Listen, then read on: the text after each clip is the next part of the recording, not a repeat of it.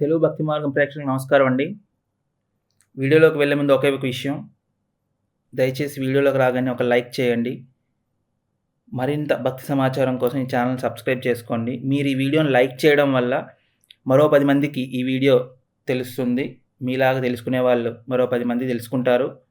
So, దయచేసి రాగానే ఈ వీడియోని లైక్ చేయండి దయచేసి. సో, ఇంకా వీడియోలోకి వెళ్తే నిన్న 28వ తారీఖు కదండీ! ఈరోజు 29, నిన్న 28. 28వ తారీఖు తిరుమలలో ఎంతమంది భక్తులు దర్శించుకున్నారనేది ఇక్కడ వీళ్ళిచ్చారు అంటే అప్డేట్ చేశారు. 79,327 మంది భక్తులు తిరుమల శ్రీవారిని దర్శించుకున్నారటండి. 28వ తారీఖు 79,327 మంది భక్తులు శ్రీవారిని దర్శించుకోవడం జరిగిందంటండి. 25,894 మంది భక్తులు తలనీలాలు సమర్పించుకున్నారంట. 3.93 కోట్లు హుండీ కానుకలు వచ్చాయంటండి. ఇక్కడ ప్రెజెంట్ అంట వెయిటింగ్ కంపార్ట్మెంట్స్‌లో ఎవరు లేరంటండి.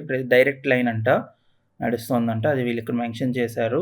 సర్వదర్శనానికి 8 గంటల సమయం పడుతుందంటండి. సో, స్పెషల్ ఆర్టికల్స్‌లో ఏమి ఇవ్వలేదు. ఉత్సవంస్‌లో కూడా ఏమి ఇవ్వలేదు. సో, ఈవెంట్స్‌లో ఇక్కడ ఒక వార్త ఇచ్చారండి. జూలై 30న శ్రీ కోదండరామస్వామి వారి పవిత్రోత్సవాలకు అంకురార్పణ అని ఇచ్చారండి. సో, పవిత్రోత్సవాలంటే ఇంతకుముందు మనం చెప్పుకున్నాం. గుడి, ఆలయం పవిత్రతకు దెబ్బతినకుండా పవిత్రోత్సవాలు నిర్వహిస్తారు అన్నది మనం చెప్పుకున్నాము. సో, అదే వీళ్ళు ఇక్కడ మెన్షన్ చేశారు. తిరుమల శ్రీ కోదండరామస్వామి వారి ఆలయం పవిత్రోత్సవాలకు జూలై 30న సాయంత్రం శాస్త్రోక్తంగా అంకురార్పణ నిర్వహించనున్నారు. జూలై 31 నుండి ఆగస్టు 2వ తేదీ వరకు ఆలయంలో పవిత్రోత్సవాలు వైభవంగా జరగనున్నాయి. వైదిక సాంప్రదాయం ప్రకారం జాతాశౌచం, మృతాశౌచం వంటి వేళల్లో ఆలయ ప్రవేశం నిషిద్ధం.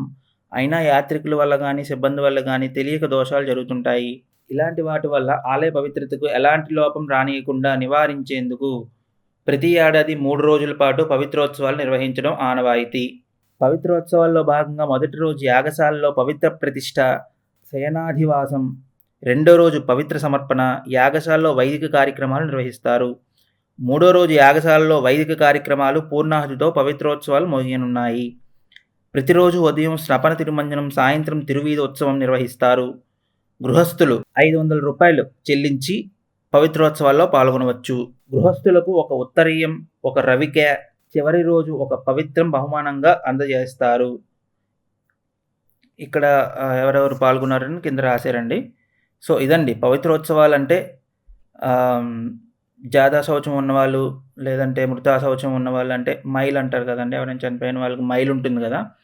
సో, పొరపాటున ఎవరైనా తెలియక ఆలయంలో ప్రవేశించినప్పుడు చిన్న చిన్న దోషాలు వస్తూ ఉంటాయి కదండి. ఆలయ పవిత్రత దెబ్బతింటుంది. సో, తెలియక చేసిన ఇది వల్ల పవిత్రోత్సవాలు అందుకు నిర్వహిస్తారండి. ఆ దోషాలన్నీ పోవడానికి. సో, అదండి పవిత్రోత్సవాలంటే అది అర్థం.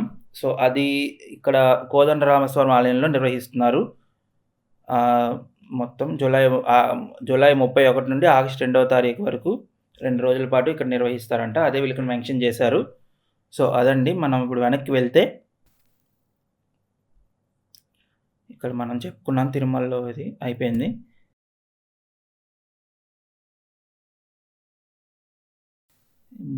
ఇక్కడ వార్త ఇచ్చారండి కింద.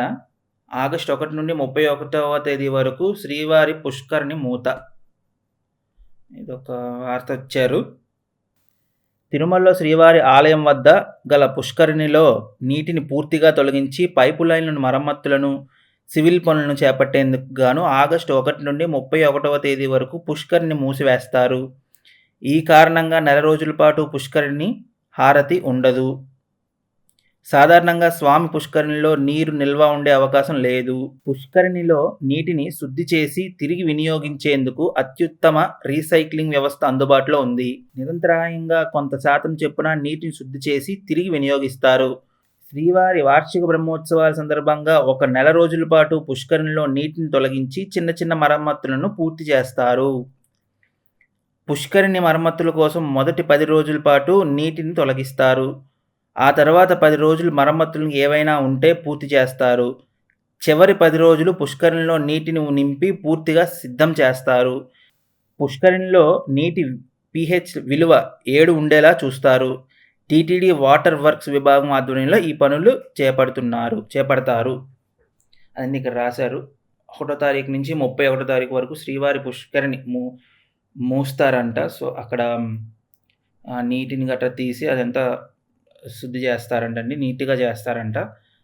అది ఇక్కడ వార్త మెన్షన్ చేశారు. సో అదండి ఈరోజు తిరుమల విశేషాలు.